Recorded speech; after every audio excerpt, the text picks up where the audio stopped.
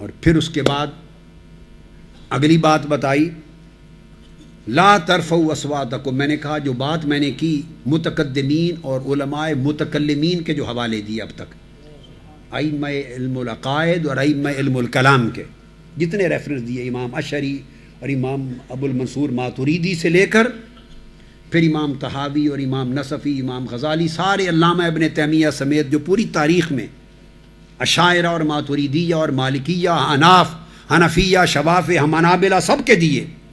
اب اس طرف جو بات کہنے والا ہوں وہ یہ کہ اس پر وہ تو ہو گئے. کوئی پوچھ سکتا ہے کہ قرآن کی نص کیا ہے اس نقطے پر کہ خارج از ایمان ہو جائے گا اور داخل کفر ہو جائے گا. وہ نص یہ ہے آیت کریمہ. آگے فرمایا لا ترفعوا اصواتکم فوق صوت النبی. یہ آیت کہاں سے شروع ہو رہی ہے؟ یہ آیت میں آپ سے پوچھ رہا ہوں، بولیے یہ آیت کہاں سے شروع ہو رہی ہے؟ اب آپ غور سے دیکھتے چلے آئیے، جس آیت میں ادب کا درس ہے وہاں مخاطب یا ایھا الذین آمنوا ہے. جہاں ادب کا درس ہے وہاں مخاطب یا ایھا الذین آمنوا ہے. یہ خدا نے ایک اصول بنا دیا ہے. اور جہاں محبوب کے ادب کا درس نہیں دینا اور تعلیم دینی ہے وہاں بھلے یا ایھا الناس ہوتا پھرے. چونکہ ادب اللہ کے ہاں مشربی اہل ایمان کا ہے. اور میلاد مصطفیٰ امت کو حضور کی ذات سے محبت اور آپ کی ذات کا ادب سکھانے کا طریق ہے. فرمایا یا اے ایمان والو لا ترفعوا اصواتکم فوق صوت النبی. اے ایمان والو اگر تم ایک مجلس میں بیٹھے ہو اور آقا علیہ السلام بھی سامنے بیٹھے، تم بھی بیٹھے ہو، گفتگو ہو رہی ہے، تو دیکھا کرو کہ آقا علیہ السلام کتنی ہائی پچ پر گفتگو فرما رہے ہیں. آپ کی گفتگو کتنی اونچی آواز کے ساتھ ہے اس ایک مجلس میں.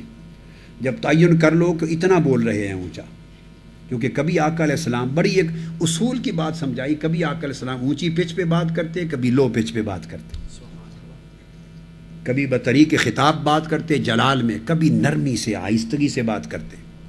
تو فرمایا لمٹ مقرر نہیں کرتا، دیکھ لیا کرو کہ میرا محبوب کس طرح بول رہا ہے. جب تعین ہو جائے تو حضور کی آواز سے تمہاری آواز اونچی نہ ہو. بس قاعدہ یہ، میرے محبوب کی آواز سے تمہاری آواز اونچی نہ ہو. لا ترفعوا اصواتکم فوق صوت النبی. اللہ نے محبوب کی آواز کے ساتھ برابری بھی گوارا نہیں کی، وہ ذات کے ساتھ برابری کیسے گوارا کرے؟ الفاظ ہیں لا ترفعوا اصواتکم، اپنی آوازیں فوق صوت النبی، محبوب کی آواز سے اونچا نہ کرو. وہ تو صوت النبی کے ساتھ صوت الناس، رسول کی آواز کے ساتھ لوگوں کی آواز کا موازنہ گوارا نہیں کرتا، تفوق گوارا نہیں کرتا. وہ رسول کی ذات کے ساتھ لوگوں کی ذاتوں کا موازنہ کہاں گوارا کرتا ہے؟ موازنہ کرنا ہی کفر ہے. باقی بات تو ایک طرف رہی، آپ نے سمجھنے کی ضرورت ہے کہ ایمان ہے کیا. تو فرمایا کہ رسول کی آواز سے اپنی آوازیں بلند نہ کرو. اور کیا ہوگا اگر تمہاری آواز بلند ہو گئی تو کیا ہوگا؟ تمہاری آواز اگر بلند ہو گئی رسول کی آواز سے، ان تحبط اعمالکم وانتم لا تشعرون. اس آیت کریمہ میں 3 آرٹیکلز ہیں. یہ ماڈرن کانسٹیٹیوشنل ٹرم میں اگر بات کروں تو 3 آرٹیکلز ہیں اس میں. پہلا آرٹیکل مینڈیٹوری ہے، نیگیٹو، روکنے کے لیے، پروہیبٹیو.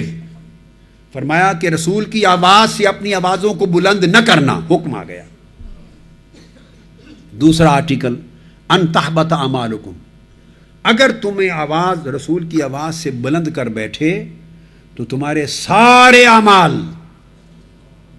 اب یہ بڑی توجہ طلب ایک بات ہے، عمل بے ادبی کا کتنا ہوا؟ کتنے عمل ہوئے بے ادبی کے؟ صرف ایک عمل، صرف ایک عمل، آواز حضور کی آواز سے بلند کر دی، بس اتنا ایک عمل ہوا بے ادبی کا. کوئی اس کے علاوہ بھی بے ادبی کی؟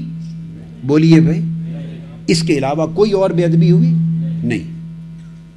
صرف یہ کہ ایک مجلس میں آواز بلند کر دی آقا کی آواز پر. اب اس ایک بے ادبی کی سزا دیکھیے کیا ہے. سزا نہیں فرمایا ان یحبط عملکم، کہ وہی جو تم نے کوئی عمل کیا ہوگا، اگر نماز پڑھ کے فارغ ہوئے ہو، تراویح پڑھ کے فارغ ہوئے ہو، نفل پڑھ کے فارغ ہوئے ہو، تلاوت کر رہے ہو، جو عمل کر رہے ہو نیک، وہ ضائع ہو جائے گا۔ بھئی ایک بے ادبی تو سزا بھی ایک ہی عمل کے تلف ہونے کی ہونی چاہیے نا، تو یہ نہیں کیا۔ فرمایا بے ادبی ایک کرو گے، آقا علیہ السلام کی آواز سے آواز کو بلند کر کے سزا کیا ہوگی؟ ان تحبط اعمالکم، عمر بھر کے جب سے عمل کرنے لگے ہو، جب سے نمازیں پڑھنے لگے ہو، جب سے روزے رکھنے لگے ہو، جب سے حج کرنے لگے ہو، عمرے کرنے لگے ہو، جب سے تبلیغیں کرنے لگے ہو، جب سے دعوت و تبلیغ کے سفر کرنے لگے ہو، جب سے مسجدیں بنانے لگے ہو، جب سے دارالعلوم بنا رہے ہو، جب سے حدیث تفسیر فقہ کی کتابیں پڑھا رہے ہو، جب سے جبے لباس شریعت کے مطابق داڑیاں رکھ کے امامیں پہن کے وضاقتہ سنت کی اپنا کے چل پھر رہے ہو، جب سے دین اسلام کا نام لے رہے ہو، عبادت کر رہے ہو، سنتیں پڑھ رہے ہو، نفل پڑھ رہے ہو، صدقہ کر رہے ہو، خیرات کر رہے ہو، جو کچھ نیک اعمال زندگی بھر سے کرنے لگے ہو، آج تک کر چکے ہو، ان تحبط اعمالکم، سارے کے سارے اعمال غرق ہو جائیں گے۔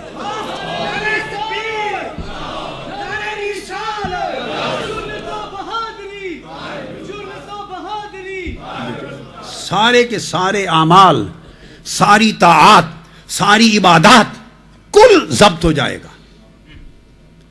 اور قرآن مجید کو اگر آپ پڑھیں، اصول تفسیر کو دیکھیں، اصول الدین کو دیکھیں، اصول الحدیث کو دیکھیں، اصول عقیدہ کو دیکھیں، ان کتب کو پڑھیں تو ایک بات ثابت ہوتی ہے کہ ان تحبط اعمالکم، تمام اعمال کا ضبط ہو جانا یہ صرف کفر کی علامت ہے۔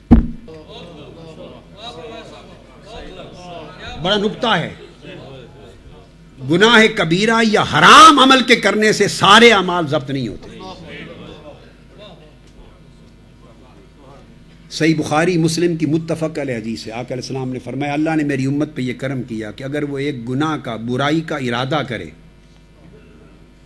کرے مگر اس کا ارتکاب نہ کرے، پرفارم نہ کرے گناہ، تو فرشتوں کو حکم ہے کہ اس کے نامہ اعمال میں گناہ نہ لکھنا۔ ارادہ کیا مگر گناہ نہ کیا، نہ لکھنا، اور اگر وہ گناہ کر ڈالے تو حکم ہے صرف ایک ہی گناہ لکھنا۔ یاد رکھیں، گناہوں کے کرنے سے، صغائر کے ارتکاب سے، حتیٰ کہ جو کبائر ہیں، کبائر بہت بڑے کبیرہ گناہوں کے ارتکاب سے، یہاں تک بھی بات آئی، اور یہ بھی صحیح بخاری مسلم کی متفق علیہ حدیث ہے۔ حدیث کا مضمون عمدن پڑھنا نہیں چاہتا، عمدن نکتہ بتانا چاہتا ہوں۔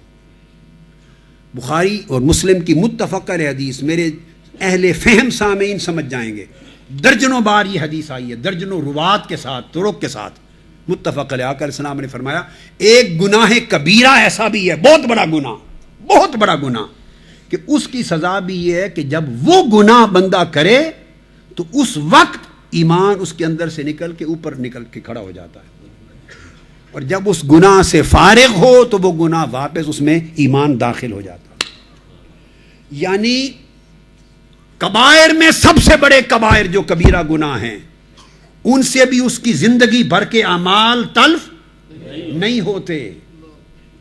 ایمان یہاں تک انتہا ہے کہ ایمان اس لمحے نکل کے باہر ہو جاتا ہے، اور جب وہ گناہ کے حال سے فارغ ہوتا ہے تب ایمان داخل ہو جاتا ہے۔ اور اس پر ائمہ اصول نے یہ قاعدہ قائم کیا کہ اس سے ثابت ہوا کہ وہ ناقص الایمان ہوا تھا مگر خارج از ایمان نہیں، وہ ایمان پلٹ کے آ جاتا رہتا، مومنین میں ہے۔ تو یاد رکھ لیں، سارے اعمال کا ضبط ہو جانا یہ مسلمانوں کے کسی بڑے کے بڑے گناہ سے بھی نہیں ہو جاتا۔ اور یہ قاعدہ ہے قرآن مجید کا اور حدیث کا اور اصول کا کہ سارے اعمال اکارت ہو جائیں، ضبط ہو جائیں، یہ صرف کفر سے ہوتا ہے۔ مثلا بندہ مرتد ہو گیا تو پوری زندگی اس نے جتنی عبادات کی تھی، جس لمحے مرتد ہوا اس نے ایمان کو چھوڑ دیا، اسلام کو، اس